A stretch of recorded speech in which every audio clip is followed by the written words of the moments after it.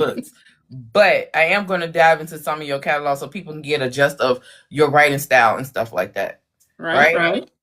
Okay, so tonight on Black Girl Tired Book Talk, I am your host, Storm. We are diving into the supernatural, the ancestral, the unapologetically black with an author whose pen is dipped in magic. Dria Andersen is a full-time photographer, kudos, Thank a you. mother of two, a lifelong storyteller who centers brown girls with heart, strength, and agency. She builds paranormal romance, fantasy, and rich cultural lore into worlds that black women carry power, desire, destiny, and softness. Her stories refuses to sideline us. Instead, they uplift us as the center of magic, the spark of every prophecy, and the heart of every love story. Drea crafts realms where gods walk amongst mortals, shifters fight fate, vampire do they fight fate? My God. And vampires carve out kingdoms, and love is as dangerous as it is divine. The best part, she writes the worlds through a lens of blackness, cultural relevance, and a deep understanding that our stories, even the supernatural ones, deserve depth, complexity, and representation. Let's get into the magic. Guys, let's get into it. Okay, so what made the paranormal and supernatural come alive for you? When did you realize this was the genre where your stories, your imagination were meant to live in? Um, I I would say I started reading mysteries. And then I got into historicals, and then I got into contemporary. And there was always that little bit of something missing from the contemporary. I love magic, I love lore, I love religions. And Mm-hmm. so I was like, okay, well, how do I write this in a way that encompasses everything that I love? Mm-hmm. I love to read all of my interests. And so that's how I fell into paranormal. Okay. I can tell because, like I said, your newest book, it gives a historical paranormal flair to it without coming off like that old timey type shit. Baby, because I hate a good prosy book. Okay, I want to get to the point. We want to get a story going. Girl. I don't be needing all them details. So, how does your blackness show up in your paranormal worlds? Like whether through mythologies, character agency, or cultural authenticity? What does bringing blackness into supernatural look like for you? Okay, so I am from Georgia. I'm from the South. And so all of my stories are based in the South. And if you've ever met an old Southern person, we got stories for days, baby. We got superstitions for days. We have so much culture down here. Do you know what I'm saying? And so I grew up in it. So how could I not bring that to the stories that I write? You know what I'm saying? Because sitting down with my granddaddy or sitting down with my grandma, baby, they could spin a yarn. It could be about the smallest thing from them going to the mailbox. The story that would come back from that trip to the mailbox is what has inspired me. I love it. I love reading it when y'all put the South in there. My family originated from Louisiana, Alabama, and Atlanta, Georgia. Atlanta, Georgia. So, and before the Great Migration. So it's like hearing the stories really just like, oh my God, the culture. People don't realize the culture. It's so deep in the South. It's so deep in the, you can't tell me nothing about being a Southern black lady. Like, that's like pinnacle for me. That's my entire personality. Do you know what I mean? So I don't understand why more paranormal authors don't tap into the African American lore and history. We have so much. Whether I know voodoo is originated from Haiti, but it's also here. It has culture. Hoodoo, because we migrated here and we brought it all. Once it got here, we had to change it, right? Because there's so many of us here speaking all these different languages. We have to find a common language between all of the different tribes. So it made it our own culture. Exactly. You know what I mean? So yeah. Like, I haven't seen more stories about Papa Legba. They make him such a evil entity when that's not what he is. You know what I'm saying? It's just right. But also I would much rather you not touch it if you can't touch it, number one, authentically, and number two, with some type of respect. So if you can't do that, mama, that's fine. You ain't got to write about Papa Legba. Like, leave Oya alone. Leave that for somebody else who's gonna bring a more bit of respect to the subject. But hoodoo, this is what I will say. Hoodoo is root work. It's more to it, but it's root work. And that is a literal African American thing. And nobody writes about it. Well, we do write about it. It's a lot of people who do write about it. I think that anytime you put in like those old timey superstitions, a lot of that comes from hoodoo. Like you're sweeping out your front door, you're leaving salt places, those little all those, they all have roots in hoodoo. So we use it. I think it's just a way that we like unconsciously use it, because we're just doing things that your grandma did. You're just doing things that her grandmother did, and you're not understanding that those have roots in hoodoo. Do you think? Yes, I have my iron nail that I have in my house, and my horseshoe. Okay, I got my cross right there at the front door. Who ain't saging and going around this? Every first cinnamon, salt, brick dust in I'm this saying, house. I am saying, are you not washing the front of your house with that stuff? And you don't, I mean, you're doing it because your grandmother did it, your mom did it, and you're not understanding that the roots are in hoodoo. But you're in church every Sunday, and so it feels like, oh, well, that's not what I'm doing, because that's, they've already demonized our religion in a way. So, our traditions. I think coming from a family of women in hoodoo has made me more in tune with a lot of paranormal, supernatural horror books, especially written by Black authors, because I can relate to the stories. I can relate to the genre. And I feel like as Black people, we hear so many times people say, I can't read paranormal because I'm Christian. Girl, the amount of times people come to me and be like, is it scary? Because, I got to go to church. Baby girl, first of all, I am a scary person. That's number one. Let me start with say that for y'all. I'm never going to write nothing scary. And number two, my mama had the red phone to God. So it's still stuff I don't play with. Like, that's just, again, a part of our culture, because your grandma has told you, don't be doing that. That's demonic. Do you know what I'm saying? And so you sort of internalize that. And so you are less reluctant to read something that you think may compromise your Christianity. You know what I mean? But I think it gives veneration to the ancestors when you guys write about paranormal. Hello. Anytime you tell their story, to me, is veneration to them. People may see this. If you had kids and their kids' said, oh, my grandmother said this or she wrote that, and you're telling story, that's veneration. And to me, that is so beautiful. And I can't imagine not doing that. I can't imagine demonizing something as beautiful as that. It's a book out now called Blood Slaves by Marcus Redman. It literally is a veneration of the ancestors, even though it's horror. And it talks about slavery and vampires, and what if the vampires took over the plantation. And it's very deep. And it even talks about the Uncle Tom and all that stuff. So it literally is, I can't knock anybody else's religion and their beliefs, but it just feels like slap in the face to the ancestors when we say, I cannot read paranormal because of my Christianity. But when your Christianity was during slave time, that was them putting it in the slaves so they wouldn't use the power that they felt that they had from the ancestors from across the water. So, and then we switched it up as a way to communicate still, but that's a tool of white supremacy. And then that's across the planet. The first thing they do when they go to a new place is wipe out culture, because what is stronger than a community that is gathered around culture? Do you know what I'm saying? So that's the first thing you got to take out. I mean, that's in the CIA playbook. They go straight tearing down governments, tearing down so it makes the people scattered. It's insane. So paranormal literature hasn't always made space for Black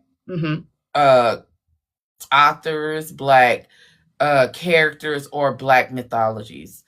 How do you see your work contributing to the shift of that landscape? To be honest, it's something that I think about a lot. Like I said, that conversation about Afrofuturism really shook something in me. So when I write, I purposely want to root everything here, so that in 20 years, if you read this, you can only think, oh my God, what rich culture was in the South? Oh my God, all this cool shit was happening in the South. Like I go in purposely so that we have our own stories to tell. We have our own lore, our own fables, fairy tales. Do you know what I'm saying? Like that's really important to me, because I really want to make it in a place where, like I said, you read this down the line and you're like, ooh, that's kind of cool. I wonder if they really do that in Georgia. Like I want that, versus you having to look from other places to pull their stories. I just constantly believe that paranormal, supernatural, speculative fiction, Afrofuturism, horror, even a Southern Gothic horror is just a footprint that needs to be expanded in the way of literary fiction. I'm not saying every author has to write it, but I do think that it's been so whitewashed that we look shocked when we see Black authors writing it. When Octavia Butler was doing it, when Zora Neale Hurston was saying it and writing about it. So it's I just get, I don't know, maybe because I'm so embedded in it that it's just like, why are y'all shocked?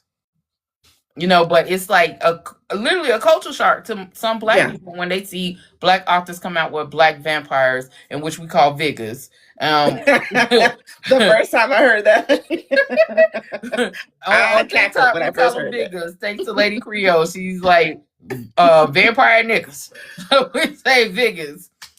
But it's a culture shock to some of them. So how do you feel about that in the way that you know that there's so many Black authors out there writing this, but then you hear, oh, it's not enough Black authors writing this? Girl, listen, that it irritates me because I keep a list on the left side of me on my desk for somebody to go, oh, I never heard. Okay, let me give you 5 of us who are doing this right now.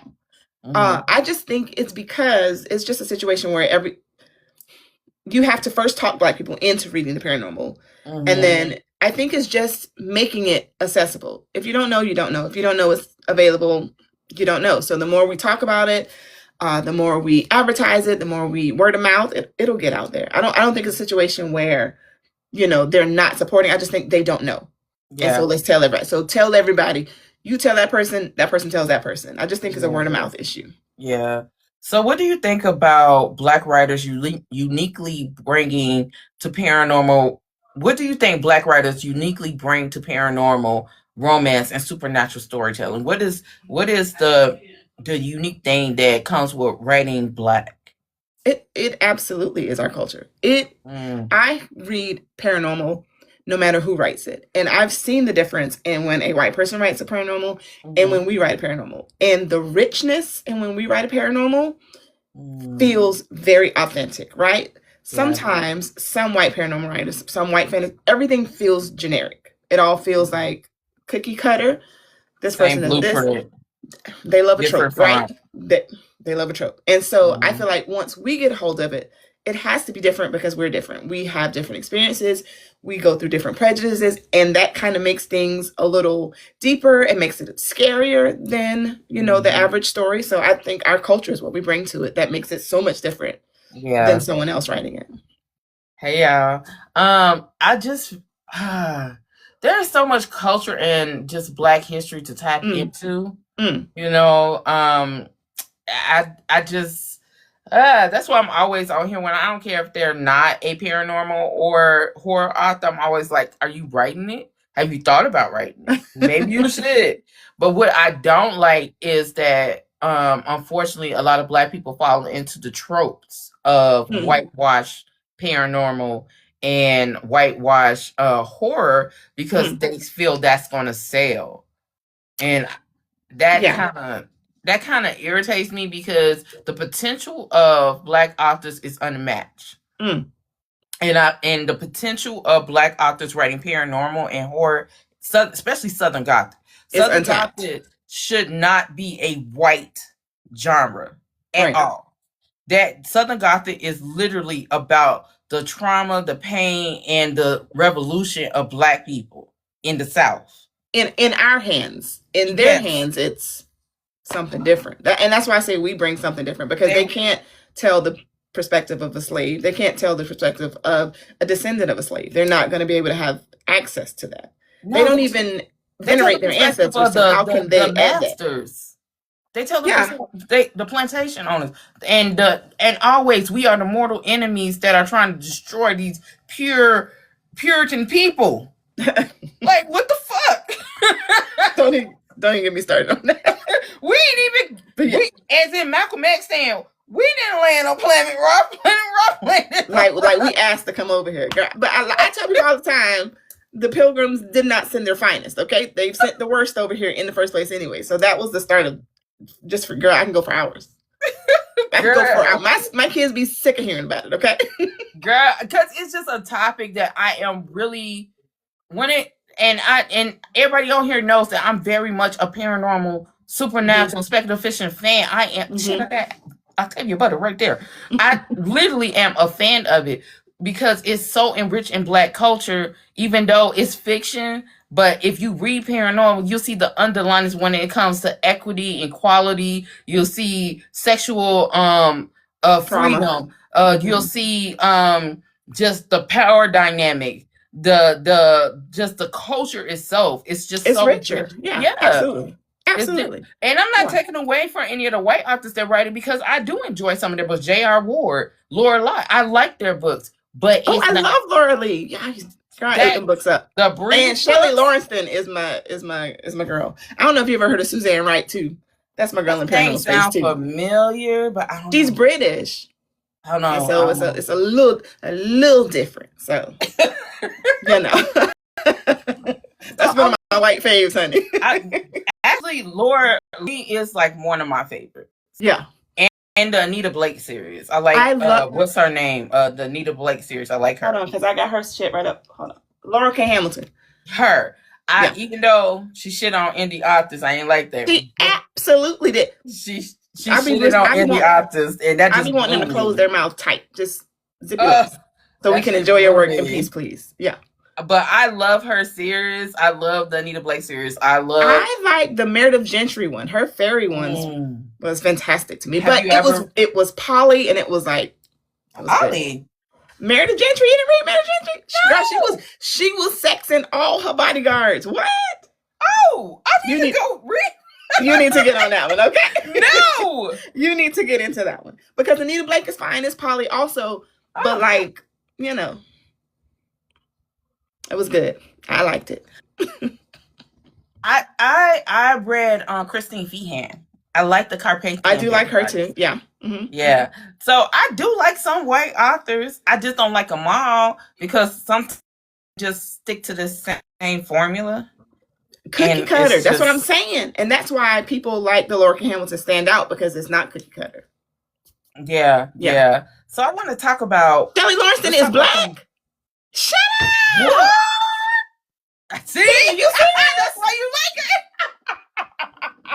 Oh, I take back everything I ever said about you, Shelley, writing Black girls, because she had pissed me off on one of her stories. But oh my God, I did not know that. Oh, I did not know that. Get into some of your series. Okay. We're gonna get into the Destiny series first, and I'm gonna also just start with book 1 of each series that I do get into. Mm-hmm. So we're gonna talk about the Destiny series. You have 500 years after the fall of enslavement. Mm-hmm. You have the Enjo people, Zahira. Zahira begins as a complacent woman who steps directly into destiny. Mm-hmm. What does it mean to write a Black woman who doesn't chase power but becomes its vessel? So I feel like a lot of us as Black women are very complacent in where we are. We just don't want the smoke half the time, right? Mm-hmm. But when the smoke is brought to you, we are going to step up every time. And I love that as a story element. We're going to step up every time. And so Zara does that. She is thrust into this world. She does not understand it, but she rises to the occasion. And I think that's fantastic. So what about Finn? Finn is battling the beast within, literally. Yeah. And Finn, to me, Finn is special because imagine you grew up and your purpose was to be this warrior. And then all of a sudden, that's gone. Your goddess has tossed you aside. She has said that we have no use for you guys.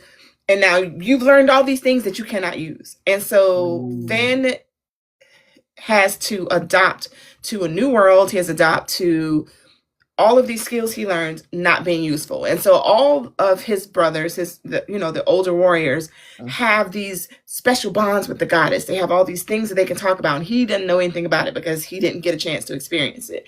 And so in a way, he and Zara are experiencing some of those things at the same time. And so to me, it makes their bond a little more special than him, coming in and, oh, this is how this works. He don't know shit either. Like, they have to learn it together. And so I think that's pretty cool. What inspired that dynamic between Zarya's awakening and Finn's control? This is gonna sound so strange, and I hate to have to say it, but I really just be hearing them people in my head. I can only do what they tell me to do. You know what I'm saying? I can't even, half the time, I don't plot. I'm not a plotter. Yeah. I don't even outline. And so them people be telling me where they gotta go. Yeah. And so I can't necessarily say, oh, this inspired me. I don't know. I think about this person. I think about how this person would be.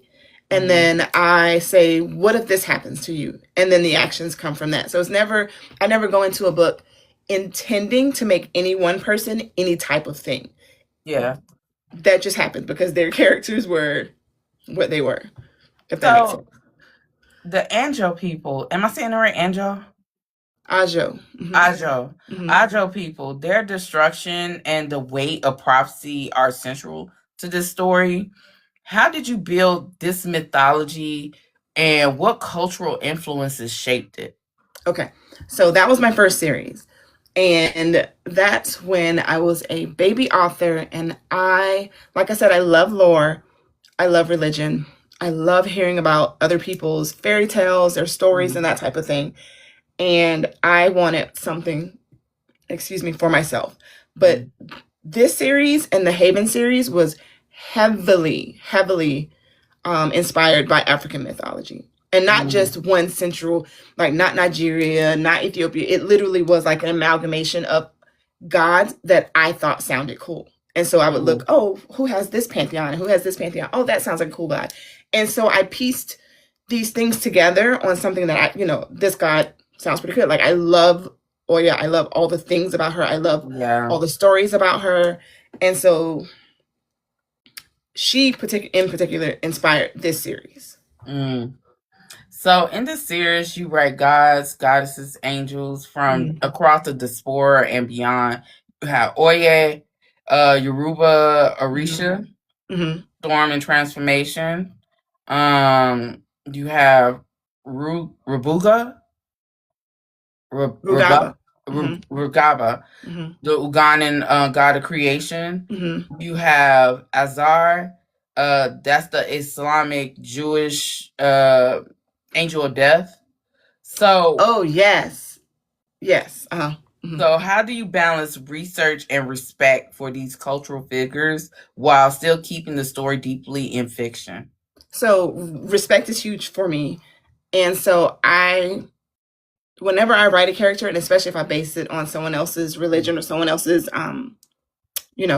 lore, I make sure to change it enough so that if you were of this religion or if you were of this culture, you would be like, girl, you straight up stole that. No, I stole the idea. I've taken the idea of what you put and I put it together and I change it in a way that still honors your culture, but allows me to tell a story that I really want to tell, because I write so that I can read. And so it can't be too scary, it can't be too crazy, it can't be too angsty. Do you know what I mean? So I change it in a way that is palatable for myself. Okay. So why was it important to you to include deities from African and Afro-diasporic traditions?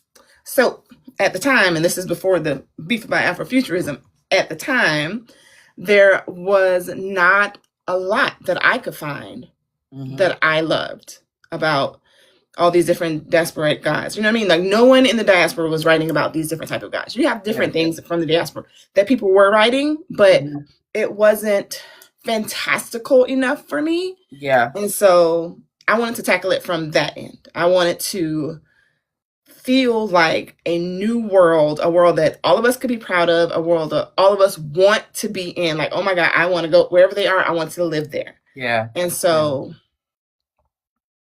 I thought I was honoring where we came from by using the diaspora, the different gods in the diaspora. That was my intent. to honor where we came from.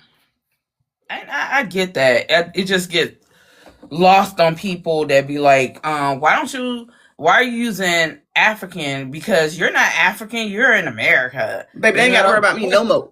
Somebody said that to me one time. Cool, I'll make up my own shit. Because you're not finna come at me like that was crazy to me. Like, where did you think I came from out of the swamp? Like, that we didn't come fully formed out the clay in Georgia. We got here from other places. So, but I'm petty, baby. Once you tell me not to do it, okay, cool. You ain't never got to worry about me saying not another piece of your religion, not another piece of your culture. I'll make up my own. Y'all got it. That. Yeah. So let's talk about the Hamilton brothers. Okay. Let's specifically talk about book 1, The Friend Contract. Mm-hmm. All right. So fake marriage. Yes, I love fake complicates a lot of shit. So the fake marriage trope is like one of those beloved tropes. I love it in writing, but in paranormal romance, it hits kind of different. Right. So how do you think the trope shifts when supernatural stakes or heightened emotions are involved in like a paranormal type book? So when you're writing fake marriage in a contemporary way, you may fall in love with this person. You may like this person. You may not. Maybe you'll fall in love with his brother. When you write it in a paranormal way, we're talking about mates. You ain't really got a choice. Do you know what I'm saying? So it's like you're going to pretend to be married, and then this mate bond kicks in, and now all of these feelings it just makes it a little easier to squeeze them together, if that makes sense. I get it. Yeah. So Naomi and Gabe's friendship is like the backbone of their romance. But what intrigued you about exploring the loyalty and the desire and fear of loss within a paranormal lens? So I love friends to lovers as well. That's something very romantic about you waking up one day and seeing this person like, oh my God, I actually think I love you. To be honest, when I first started writing, all of my stories started contemporary. I was like, I'm gonna write this cute little friends to lovers, cute little arranged marriage. And then the back of my head starts tingling. It's just like, oh, but what if they were bears? And I was like, oh, well, what if they were bears? And so all the paranormal elements start to come out. And this book is very, very much an example of that. The tameness of your collection. That's why some of my books they read more contemporary versus paranormal. Because a lot of paranormal, they have all these structures and all of this type of conventions that they follow, and mine don't. It's because most of them are in my head contemporary. Yeah. And then I'm like, okay, but what if she has to bite them? And now it's like, oh, well, then what kind of creature could they be? And that's why you got tigers, and that's how you get bears, and that's how you get panthers. Because in my head, but well, what if they were this? And so I'm gonna say I think that's the tamest book as far as sexually of your. Well, I'm a prude. Believe it or not, I'm a prude. I write sex last. That is the very last thing I put in my book. And I be sitting at this desk cringing the entire time. And no shit, because baby, I be over here struggling. Them novellas? You couldn't tell me you was a prude because listen. No one is here and my ears be burning. Oh my God, I have to write this. And don't tell me somebody got to read it back to me. No, thank you. Oh, wow. Okay. Like I wrote that. Don't tell me about it no more. Oh, wow. So the contracts, boundaries, and consent show up strongly in this book. So why was that dynamic important to you to like highlight? Well, for paranormal in particular, whenever we read our white favorites in paranormal, consent is a little gray. Right? Especially when you're talking about animals, especially when you're talking about fated mates. You have to be with me. Not so much for me. I don't believe that. I believe heavily in consent. And so to me, it's sexy and it gives you a little bit of angst for you to have to get that consent from them. Because yes, I'm your mate, but boo boo, I don't know you. Like I literally just ran into you in the grocery store. And so you still have to build that boundaries. You still have to build that type of relationship. And I think that's sexy and sweet. I get that. So their chemistry was loud as fuck. All right. It was very loud. So what was your process for building tension between two people who who are already emotionally entwined. Yeah. You know. I love tension. Tension is, even if a book did not have sex, if you got some good tension, I'm gonna read it every time. That's my favorite part. And so I am so intentional when it comes to setting them up in situations where that tension can shine. And so you're already friends, you're already intimate in that friend, you have that intimacy of friends. So now let's set you up to get some sexual energy, some sexual chemistry. You have to set that. And so I'm really intentional with that, because that's my favorite part of the books. Like I understand you have to have other stuff going on, but boo-boo, let me catch you in a closet in the dark. How would you react? You know what I'm saying? I like to read that type of stuff. I like that. I like that a lot. So let's get into the Haven series. Okay. Book 1. Yeah. So Liliana, searching for a missing sister. Leo is a soldier who wants nothing to do with fucking mating. He just like, fuck this shit. He just wants his job. He just want to, do what he do. He works for death. He ain't got time for the other stuff. Yeah. So Liliana is a woman driven by love and desperation. How did you build a heroine who is both vulnerable and fiercely capable? So, there's nothing worse to me, number one, than a whiny protagonist, and number two, a woman, because in the real world, right, I like to live in Delulu and I like to live in La La Land. In the real world, there are so many layers and there are so many things internally that we stop ourselves from doing. And so I like that I can write characters who overcome that stuff where we probably couldn't in the real world, because we're overcoming things. And so, because I've been to smack the shit out of him. Yeah, you ain't gonna talk to me crazy all time away. So it's really a little a balance. It's like, what would you do if this happened, and then how would you react? But also, strong women are important to me. I have strong women all up and through my family, and so it's important for me to represent a woman who is strong, but she still is allowed to be vulnerable because her sister's missing, right? She's trying to escape a marriage that's arranged with someone who is deranged and who's abusive. And so there's a layer of desperation that gives her that vulnerability. But at the same time, she has been by herself for years looking for her sister. So you can't tell me what to do. Like I've been living by myself for 4 years. Like I've done this. I've been in the streets. So how can you tell me what to do? To me, that was a fun battle to write. Okay. So Leo doesn't want to mate at all. He is fighting tooth and nail. But Destiny said, look, little nigga, get that shit together and wrap this shit up. Destiny was like, wrap this shit up. So what challenges do you enjoy writing in a reluctant mate dynamic? Oh, my goodness. So I like reluctant mates in that I do love to see somebody get humbled, right? I love that moment when you have been fighting it so long and you have been humbled and now you are in love. Like that to me is the good stuff. And so for Leo in particular, he has not had a good example of what a mating would look like. And so he doesn't know what to expect. All he knows is his mom and daddy be beefing hard. And because they're mated, they have to stay together. And so who would want to be in that trap, right? Facts. And then Liliana comes along. She's headstrong. She's smart. She's beautiful, sexy. And all of this chemistry is churning and he can't not fall into it. And I loved to see him humbled by that.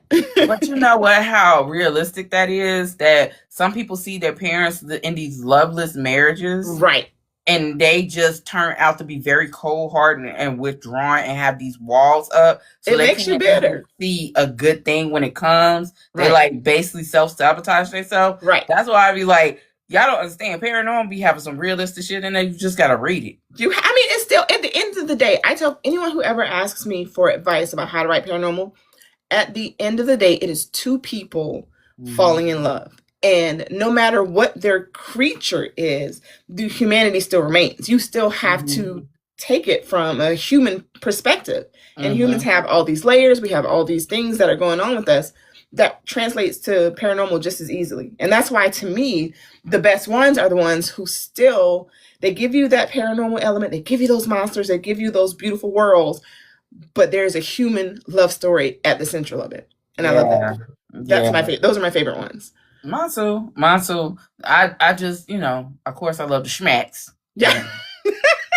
Fucking, that's, the highlight for me, but it's a plus. Your world in this book has the elite soldiers, hidden secrets, and a lot of danger that adds kind of a layer to the romance. So how do you balance action and intimacy without sacrificing either?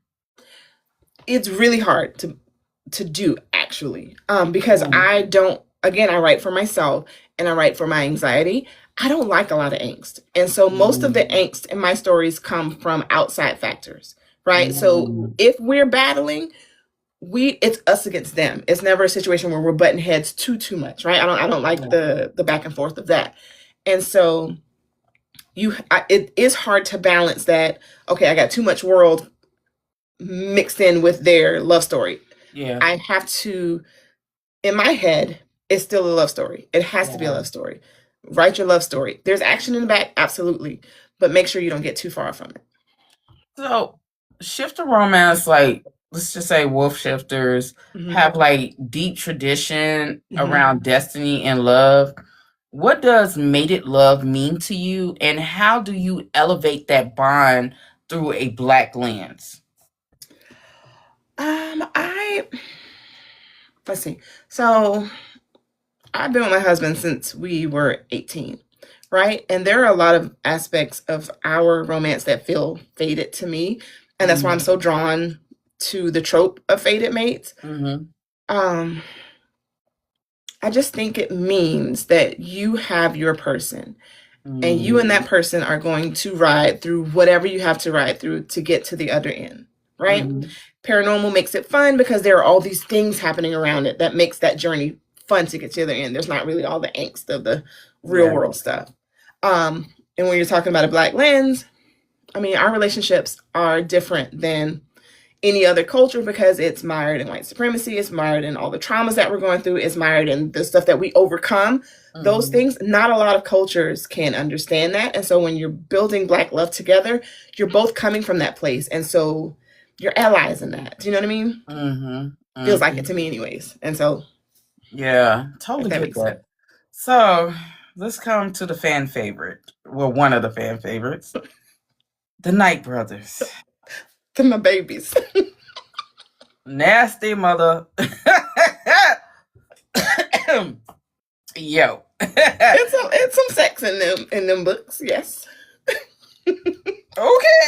It's a little smidge of sex in that little bit. Okay, we're gonna go with that. Go with that. Little smidge of it. So we're gonna go to her rescue.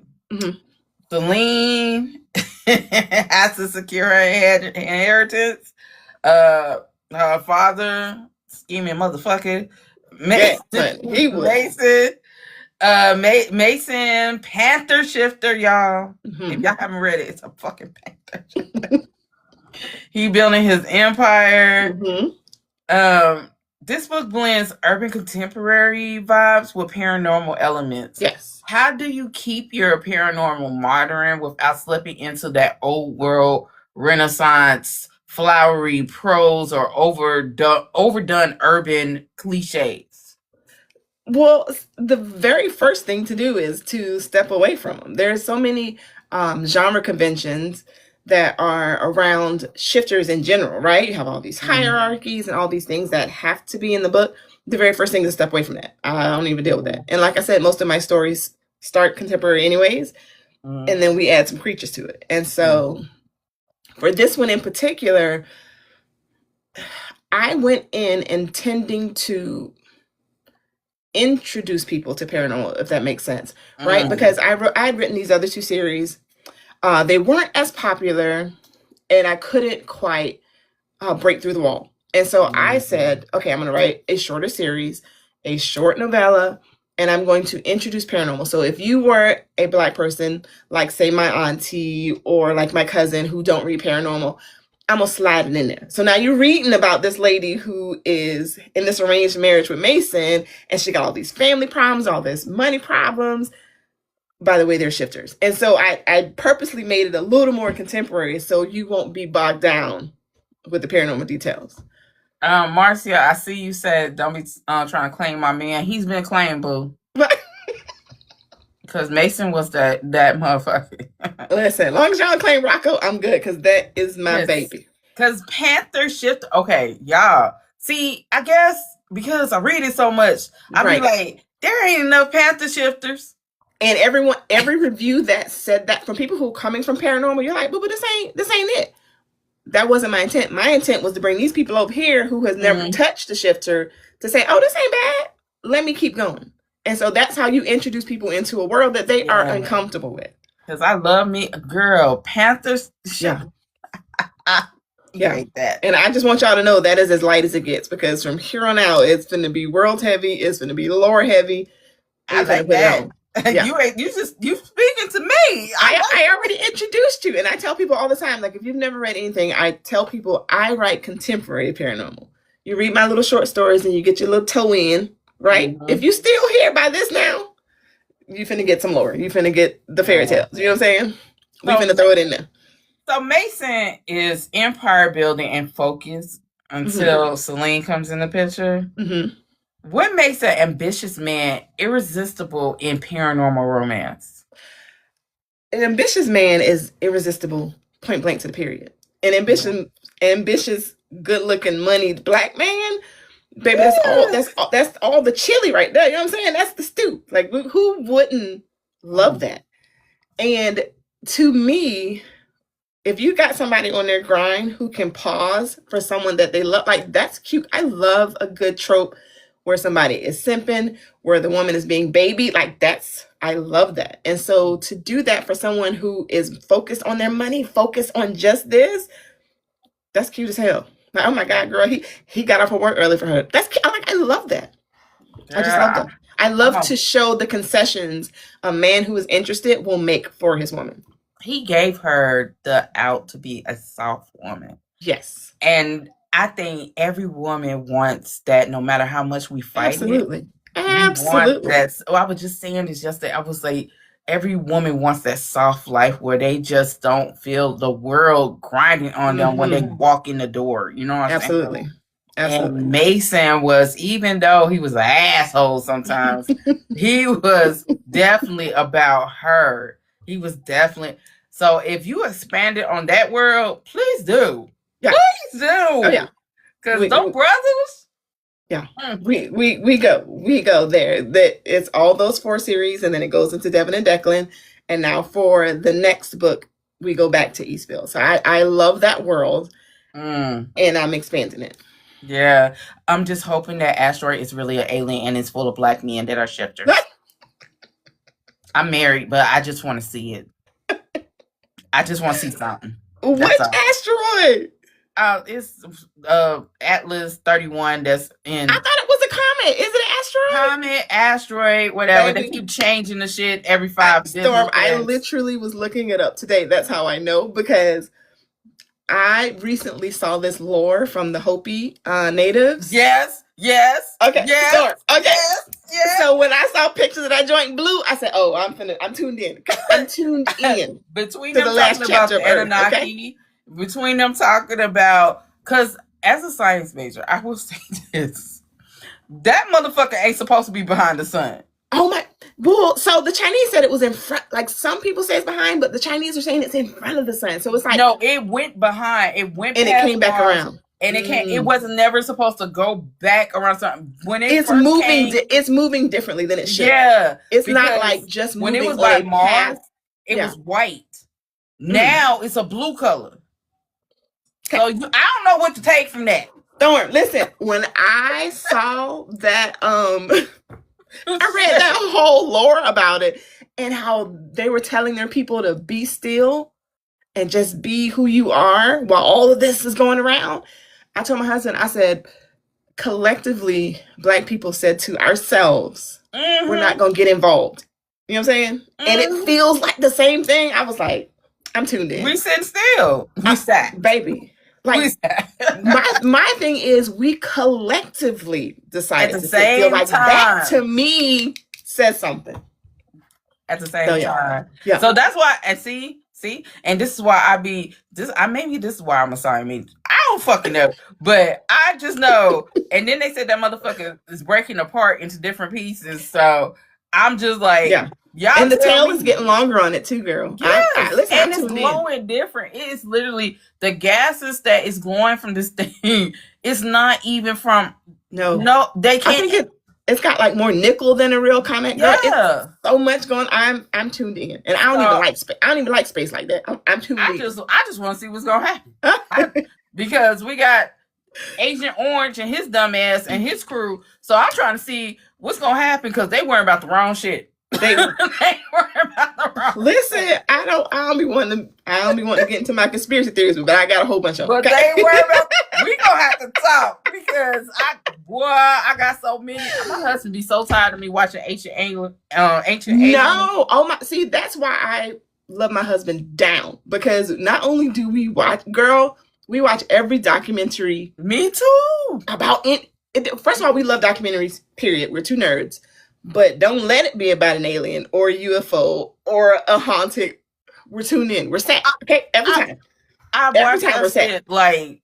That's all I have tuned on. If I ain't got cartoons on, I got that. Listen, Storm, if you ain't seen that, it's called The Program. It's on Amazon. I'm gonna need you to watch it. The Program. Write it down. I need you to watch it, and then I need you to hit my DMs. Program. And it's on Amazon Prime? Yes. I'm gonna watch it tonight. And then I need you to hit me in DM so we can go back and forth. Oh, okay. Let me get back to these questions because go on and on about that. Same. So, family dysfunction and legacy shows up heavily in what this. How do generational wounds influence your characters' love arcs? Well, I come from a huge family, and I'm talking about 100 people at Thanksgiving dinner, like a huge family. Me too. And as a person who just sits and watch, you see it play out, right? Mm-hmm. Me writing gives me a chance to play that out to its conclusion. Yeah. And when you're writing a love story, you're writing about two people, yes, but they're not separate from their family. They're not separate from whatever traumas their families have inflicted, whatever rules and the way they were up. Their upbringing comes with them, and so it has to be a part of their story. That is true. That is true.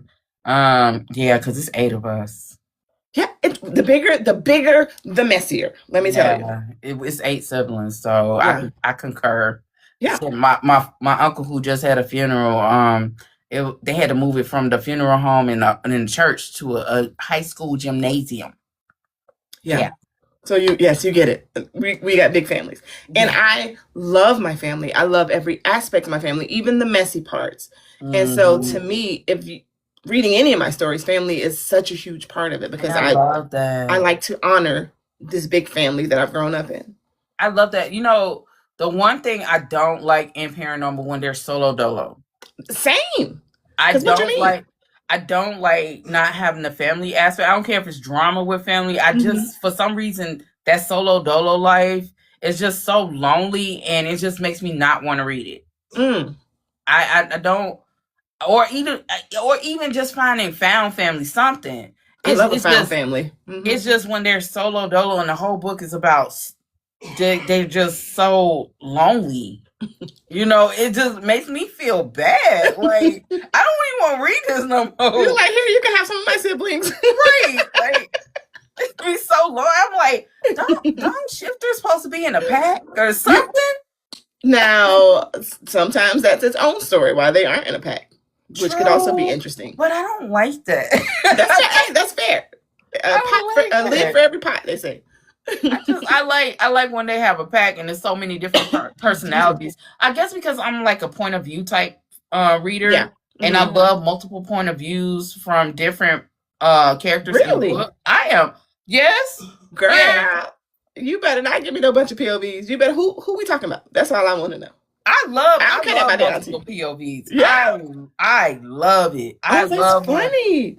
I love when an author gives me like 20 goddamn 1,000 points of views because I'm following along. I'm like, oh, he said this. It doesn't even confuse me. It's just, I love it. it's not a confusion thing. I don't be caring. I be wanting the romance. So, but I don't know. It maybe it's for me. It just builds the story for me with the different points of view, and then I'm just like engrossed and like, I wonder, is this character going to get a story because of what he said or she said about this? So it just makes my mind just go like this, and I'm like thinking of stories before the author even said a story is coming out. Funny. I love that. No, thank you. I love that. Right, so, I only want to know what y'all doing. So let's get into the Southern USA series novellas. Mm-hmm. The books before the Crownless King series. One Night Until Forever. My God, today. My God, we love Sebastian. Woo! Raven and Sebastian. Jesus. Yes. Who knew a night out for fun was going to turn out to some real fun? And she wasn't even supposed to be out. That girl went out there with 2 pennies in her pocket to rub together, homeless, and left with a mate. We love that for her. We love that journey for her. So, black vampires are rare in mainstream. I'm not saying indie because that's not rare in indie. That's it's only in mainstream. Black vampires are rare in mainstream paranormal, usually side characters or afterthoughts. You know, in Twilight, he was an ashy ass black man with motherfucking a bad wig on his head. He looked like a Tyler Perry movie. It was so bad. I was like, how is he melanated and you ashy, even in death? That's how they saw pale. They figured he would be ashy, and we knew he would be just light skinned. Like, what are we doing here? Like, you might be a little lighter than your dark skin tone, but you ain't gonna be ashy. Shouldn't no dark skinned vampire be looking like he got powder on his face? Ain't no black person gonna come out unmoisturized. Like, please. That's the most unbelievable part of that whole thing. You're not gonna come out of your casket unmoisturized. Get out of here. Girl. That's crazy. Blackula wasn't that fucking ashy. God damn. Because you saw Vampire in Brooklyn, that joker was greased down, okay? Glowing beard, just moisture, everything. Baby, we stay moisturized. So that's the most unbelievable part of that book anyway. So why was it important to you to center black vampires with power, sexuality, and agency? I mean, I always come from a place of I want stories about us. I want tall tales about us. I want so much lore mired in blackness that for years to come you can be like, oh, I just love it. I love it. That is my goal in writing. I want to make lore for us. Yeah. And I want it to be Southern, and I want it to be black, and I want it to be, if 10 years down the road, 20 years down the road, someone writes a book, I've set up this world that they can pick from. That's pretty much how I go into this. What about them grills, though? Baby, I'm from Georgia. What about them grills, though? I live an hour north of Jacksonville. So I got Duval niggas, and I got, Duval folks. You can say that. And I got Southern, South Georgia folk. We wears a grill. We drive dunks. We have rims. We got 20s in the back. That's how we are. You ate with that. You ate. I was like, yes, grill. Yes, grill. I was like, yes. Like, yes, I can only tell you what I see. I build my world the way I see it. You and Marcia, she's in the comments. She wrote The Vampire Who Tried It. Y'all in them grills. Oh, that's on my list to read, Marcia. I got that book is fucking. Is it? Good. Okay, say less. Yo, it's on my TBR, so say less. I'm ready for the second one. I told her she shouldn't do a duology. She need to just keep on. Well, once the world is open, you can always expand the world. Exactly. Yeah. So Raven and Sebastian's bond is intense and instant. Oh, yes. What draws you to fated mates at first sight romance? Like, I am telling my business, but that's how I met my husband. And to me, I don't like a lot of angst. I want some love. I want him to baby her. I want him to simp on her, trick on her. I want all of those definitely things. Tricked on her. I would like to escape. Do you know what I mean? Yeah. So that's how I go into my stories. Marcy says, tell Dria I love her. Oh, thank you. So the novella carries high sensuality. Mhm. I don't even know if I should be saying anti-sexuality. They was fucking. They was. He was knocking the Sonic coins out her ass. Don't, Storm. Let's not talk about it. Okay, let's pretend that part does not. Look, y'all. Look at me. Don't look at her. Look at me, honey. As far as my virgin ears are concerned, that did not happen. He knocked the Sonic coins. He knocked the dust off of that coin. Okay. Did not happen as far as I'm concerned. Never heard of it. You are in denial, ma'am. Super demure. Super demure. You are in denial. It was very, very demure. I don't know what you're talking about. So how do you write such eroticism that feels empowering rather than objectifying? So it goes to consent, and it goes to boundaries, and it goes to genuine affection and love for your partner. It has to always be rooted in that, because if you don't like your partner, then you're going to always come from a space of objectification, right? This is just a hole for you to fill if there's no love and affection in that. And so again, intentional, because I love tension. Yeah. And so I go into a story building as much tension as I can, so that by the time I get to the sex scene and it's 2 lines long, y'all be like, oh, okay, that was good, because I built all this tension. Yeah. So it was not 2 lines long. That I believe that was 1 page. Maybe 2. I don't know. I can't remember all, but I'm just saying. I'm gonna tell y'all. Sebastian. Yeah, we love. Listen. The biting was my favorite. Oh my God, love vampire. Love vampires just for that reason. When I went into that book, I didn't know. I didn't know. I did not know. I did know. But I don't know what you're talking about, because it was very demure. Yeah, demure. If demure is pounding her to the gods, is demure. That's what happened. I'm not even listening. Is this I have turned off my ears. Is this like? Hey.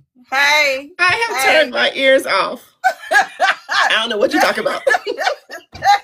Boy, all the fucking novellas can be floored. I already have a hard time writing it, and then I got to turn around and edit it, baby. I'll be in here struggling. If you have a hard time writing it and you wrote what you wrote, I'm scared if you are actually like, you know what? Because I can only do what they tell me to do, and I just be like, why you telling me to do this? Sometimes I read it back, and I be like, oh, I was on some shit then, wasn't it? So yeah, on some shit. Ma'am. That was because the focus is never that for me. The focus is always that sexual tension, because that's, again, my favorite part. So I got the plot. I swear to God, I got the plot. I got it. But that don't take away from this motherfucking vampire with a grill. Yeah. Doing his stuff.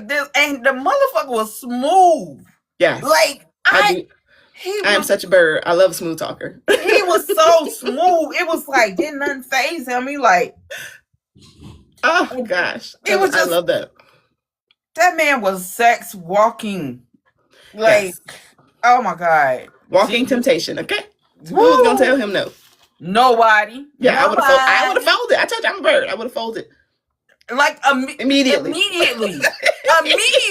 Baby, once I saw that grill outside that balaclava, you got it, player. It wouldn't have been a fight. What time we going home? Okay, right. That would have been a question. Right here. Yeah. I like voyeurism too. Yeah. What's up? I'm a whole bird, honey. That motherfucking book, that series, those novellas, if y'all have not, I implore y'all, before y'all read the Crownless King series, go read those Southern USA series novellas, because baby, it's so funny. It's wicked in these streets. It's wicked. It's wicked in these streets. No, man, it is so demure. Very classy. Very classy. Oh, I'm gonna just sip my drink. Mm-hmm.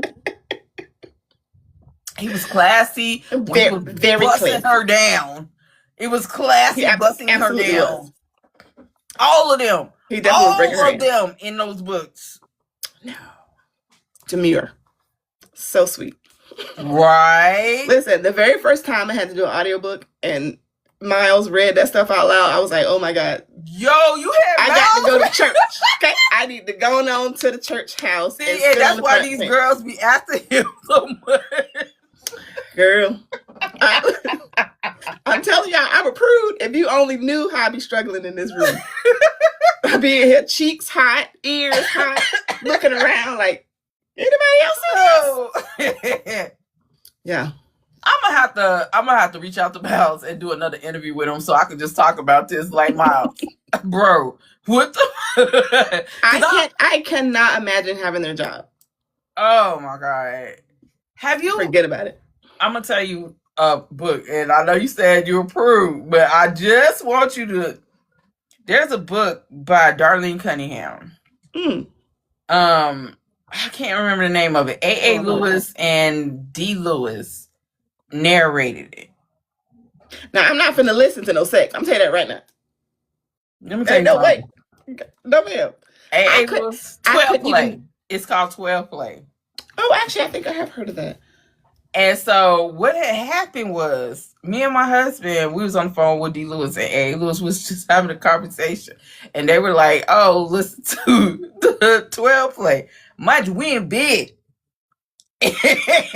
And we on the phone talking to them. We just all having a conversation. And all I hear is what I heard. And I was like, he looked, this man was on his phone and said, girl,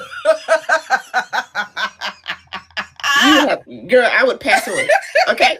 The secondhand embarrassment would have me lifted off the sheets, gone to heaven. There's no way. I mean, he was like, I couldn't do it. That's why he be like, y'all nasty. I'm telling you, I couldn't do it. Okay. I am a true prude. Not a true prude. Kind of a prude. I'm just saying. The sex scenes be hard, honey. Let's talk about the Crownless King series. Mm-hmm. Now, y'all, I talked to y'all about the South USA novellas. This is the actual book, the longer book that's talking about what happened before we got to that point. Once again, I say go read those novellas and then come back here. That's right. Jump into Levi. So, Levi is a king of the Bai. The Bai. Mm-hmm. Bai vampires. Who's crazier than a bitch. He absolutely is a loony bird. Mm-hmm. Amaya is a witch who's carrying chaos. Mm-hmm. And she has a lot of responsibilities. It's a kidnapping shit going on. Listen. Okay? A soft kidnapping. Every time she say soft, Demir, do not believe that shit. It's a soft kidnapping. You know. He just went to get his stuff back. Right. And just happened to see her fine as hell. He figured, hey, since I'm already here. Right. Right. After writing novellas in this world, you chose to go back and explore the creation of the vampires. Mm-hmm. Why start at the beginning instead of just jumping forward? So, again, the novellas were accidents. Mm-hmm. And whenever I write a novella or whenever I write a short story, it is literally just a character in my head who won't stop talking. Let me get him down. I had no intention for it to be a bigger world. Mm-hmm. And so a lot of details were missing because it was supposed to be a short. Mm-hmm. But if you are, loyal to me, loyal to the process, I have to, in my head, give you those details so that we can bring you into this new world. And because I plan on expanding the South so much, I need to catch you up in a way. Yeah. I like how you did it. Levi is morally gray? Absolutely. Yeah. We gonna go with that. He is chaotic neutral is how I would say it. Okay, I'll take that. Yeah. Chaotic neutral king. on the edge of fucking delusion, craziness, and madness. Going mad, absolutely. What makes morally great men so irresistible in just romance, paranormal, contemporary? What makes morally great men so irresistible? Because who would not love somebody who is different for you? Like that is so appealing. It's like yes, you killed 8 people. Maybe they deserved it, but you came home and you were so soft with me. Like that is so appealing to those of us. You know, we get a different side of you. And I'll tell my husband that. See, she said because I'm crazy that you get a different side of me, and you should appreciate that. You absolutely should appreciate that. That should make you feel so special that you get a different side than my crazy. It makes you feel special. I'm gonna remember that. I'm gonna use that even when he's looking at me like, yeah, right. You should feel so special. So, Amaya controls chaos, metaphorically and literally, and well, magically. So, how did you build her like strength without stripping her of her vulnerability? So whenever you write a story, to me, moments tell so much. Moments build. Now my husband coming in here after I mentioned him. Your character is built by moments. And so you have to show moments of strength. You have to show moments of vulnerability so that it builds out the whole of the person. It's how I go about it. I say that. So you tie vampire origins to the history of Black enslavement. Yes. Transforming trauma into revolution and power. Yeah. What was the emotional and cultural significance of reclaiming the history through paranormal and fantasy? Escapism, to be honest. It all boils down to escapism. We have gone through this traumatic thing. We are still going through it. Epigenetically, it's in our genes. Like we are still suffering from this trauma. And I want an escape for us. I want a world in which we got the justice that we don't get. We have it where we get the strength and we get this power that we don't have in the real world. That was really important to me. So that's where it all stemmed. Because I remember when I started plotting this story, I read about the Leonid meteor. It happened for real. It happened in such a way. And it's so funny because I ran across it randomly on Twitter and they were like, oh my God, they had articles. And so it happened in such a way that there were actual plantations that let slaves go because they thought it was the end of the world. That's how many meteors had come down at that time. And so my brain got to churning because, okay, well, what if they didn't have a choice about letting these slaves go? What if, something actually happened? It gave them power. They could take over. And now we have this section because people, we joke about it all the time. Y'all got that part. Let us have this part. We'll live our separate lives. And so to me, it's turning in my head. What would happen if that happened? What would we do with a separate world? That's an interesting concept for real. Yeah. So when writing paranormal characters as a Black authors, what responsibilities, freedoms do you feel when reshaping mythology, magic, and power structures? Like, what responsibilities do you think you have? I mean, I feel respect is really big for me. And so long as it's done with a respect for our ancestors, a respect for our shared trauma, I feel like anything goes when it comes to freedom. Like we have all this freedom. We have all this world to explore that has not been explored, but it still has to come from respect. It still has to be done in a way that honors the pain that brought us here. True. So, yeah. True. The enemies to lovers, the kidnapped to destiny dynamic is very intense in this book. Listen, and I hate enemies to lovers. You ain't gonna get me to read one either. That's what's so funny about it. That's why I tell you the characters, when they say what they got to do, that's what they got. I have to make them. I have to do what they say. What drew you to that combination? You said the characters were talking to you, but how did you keep it from slipping into toxicity? respect. Like, again, I don't play about my respect, and I don't play about, you're not going to see me sit to the side while someone else is being disrespected. But I don't like to read toxic love stories because it normalizes the toxicity in our relationships. Even though it's fiction, you read enough of it, you start to internalize it, right? And so you will never be able to pick up something that I wrote and internalize that type of toxic. I'm very purposeful. I have a 10-year-old daughter, so I can't make a world in which she's going to be disrespected. Do you know what I mean? Yeah. And so I'm very intentional about keeping the toxicity out of love stories because I don't like to read it. And again, I write to read. Like, whenever I am in a reading slump or whenever I'm feeling some type of way, like really anxious, I read one of the stories that I wrote because I write them around my anxiety. Yeah. And so, as Black authors in paranormal, they often face erasure or sidelining. What challenges have you faced in bringing Black supernatural stories to the forefront? Forefront is doing all the work, right? I'm gonna write it regardless. I can't not write. That's just how I am. That's just how I was made. That's why I was put here. I can't not write.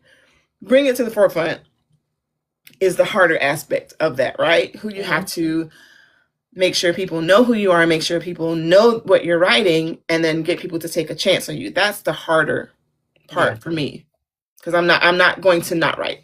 I will always write. I've always written. And so the stories are there, the stories will come out, and eventually, whenever I'm feeling a certain type of way about the process or where I am in the ecosystem of Black literature, my husband sits me down and he's always like, babe, you're writing for now, yes, but every day a new reader is born. And so perhaps you don't catch this wave, but 5 years from now, 2 years from now, 10 years from now, someone's going to pick up your book and be immersed in your world. Yeah. And so all I can do to that question, write. That's all we can do as Black writers, write. Because eventually, because Zora Neale Hurston was not famous when she was alive. No. You know what I'm saying? She died poor. People found her and blew her up. And so all I can say to bringing us to the forefront is just to write. Eventually, someone will find you. So what misconceptions about paranormal romance and supernatural romance and speculative fiction romance do you wish, Lord Jesus, do you wish readers would let go of? Listen, Jesus don't care what you read, okay? You're not finna get to the pearly gates and he go, girl, you read Dria Andersen. I can't let you in here. He not finna do that. It's not anything against your religion to read. It just expands your mind. Yes. I wish they would let that go. Because even my sister was just like, you write porn. I do not. You know what I'm saying? Like, it's like, just let it go, mamas. Let go all the conventions. Let go all of these different rules that you think you have to abide. It's fiction. It's a made-up world. Enjoy yourself. Escape. I'm trying to figure out how we got rules on fiction. It's so many rules on fiction. How we got rules? And y'all, but at the same time though, it does still need to feel realistic, because there's nothing worse than being drawn out of a story by something you're like, baby, that ain't for real. Because if you look at me in my face and tell me that a doctor makes $6 million every 2 months, I'm gonna look at you crazy, and I'm gonna stop reading to figure out how the fuck this doctor making $6 million a month. Do you know what I'm saying? Like, there has to be some aspect of realism, and it comes back to world building. You have to build your world in a way to where you can suspend all disbelief, or at least some of it, to enjoy the story. So I get it. Yes, it's fiction. Can you please make your fiction feel real? That's all I'm saying. I don't know. There's so many rules to Black writers compared to white writers that it just annoys the hell out of me. It's rules to Black people, point blank, to the period, baby. If you went to a Black car wash, people will still be like, oh, but this white car wash does this.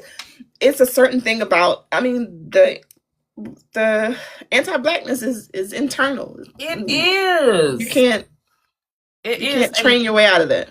Natalie just said it in the comments, the post-traumatic slave syndrome. Mm-hmm. And so many people don't even realize they got it because they think, oh, I'm in this generation, so it don't affect me. But generational fucking trauma goes through the bloodline sometimes. No, it's absolutely in DNA. They've already proven. They've proven it with mice. They've proven it with people. It's absolutely proven that it does go through it. But I think the problem with us is our ancestors, our grandparents, our aunts, our uncles, they had to operate in a space of respectability to keep themselves safe. So of course they're going to tell you, their progeny, hey, to be safe, do X, Y, and Z. So you've internalized this sort of respectability politics. It's internal. There are still times where I make sure that my shirt is not see-through.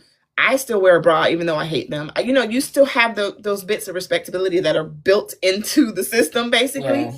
And it's just, that's how they kept themselves safe. And all we can do is try to break, you know, those cycles. Generate. That's correct. That's all we can do.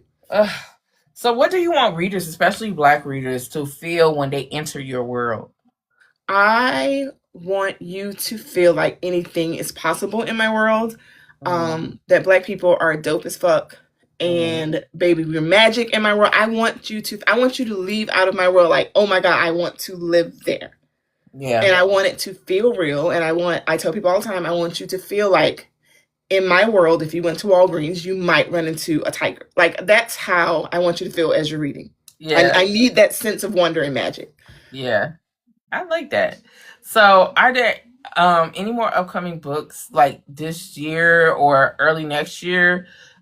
Series continuations or expansions in any of these worlds? Yes. Yes. I'm gonna try to stick to the schedule. I have a newsletter short that's coming out. So if you are not on my newsletter, sign up because I have so many free stories. There's another one coming out, supposed to be this month, but we'll see how that goes. And then I'm going back to Eastfield to do Lucky's story at the beginning of next year. And then I'm going back to the Destiny series to finish it out as well. So, yeah. And then we'll get back to the South. So, any book signings, conventions, or events where readers can meet you? So, yes. I'm going to be at BRBF. I'm going to be at One Love Reunion. I signed up for Flirty in Tampa, which is local. So excited. And then Bookmark Her in Alabama. Those are the 4 that are confirmed. And there may be another one. But I try to keep my appearances down because the more time I'm prepping for that, the less time I'm writing. So I hope in 2027 you be doing the fantasy ball, the Boozy Book Tour. So, please. It's in Savannah too. It's right up the street from my aunties. And I was just like, I told my husband, I was like, we kind of got to do that. And then I stalled on it. So I got to put myself on your waiting list. But I'm excited. No, you don't. Oh, okay. I'm okay, let me go and send that letter there. Because it's right up. My family lives an hour south of Savannah.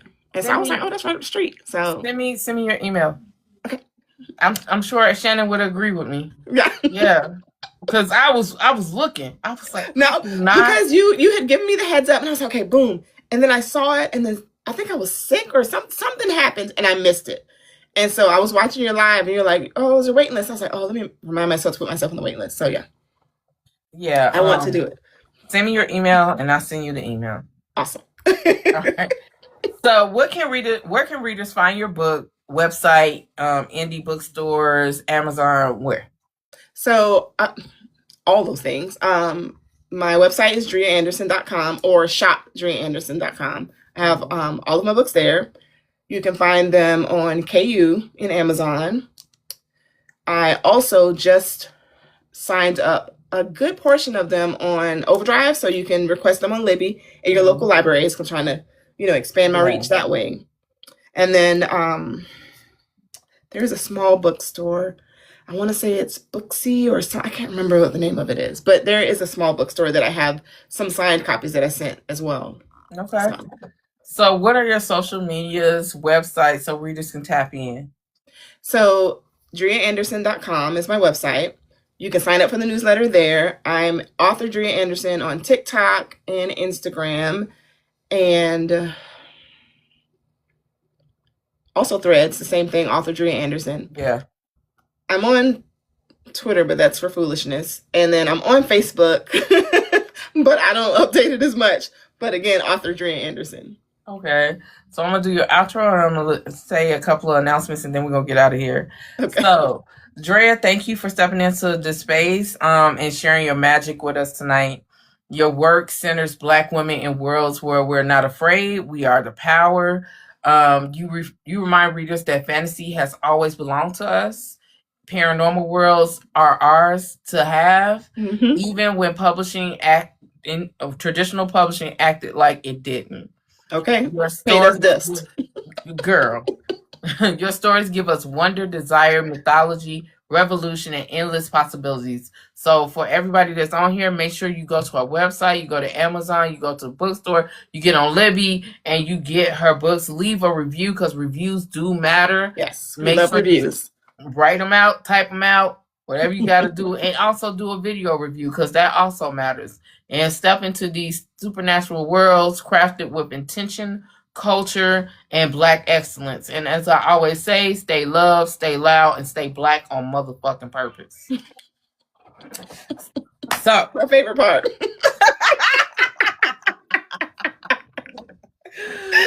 So, y'all, if y'all haven't signed up for the Melanin Ball tickets are still available. So, it's happening in Las Vegas. So it's a 3-day event and it's jam packed. So you ain't never sitting down. You ain't never sitting down doing that. It's a pajama jam. So bring your pajamas and let's party. Then, and that's February 28th, 27th through March 1st. And then we have another event because we're only going to do 2 events a year now because we was doing too many. We was doing like 5 events a year. So hell.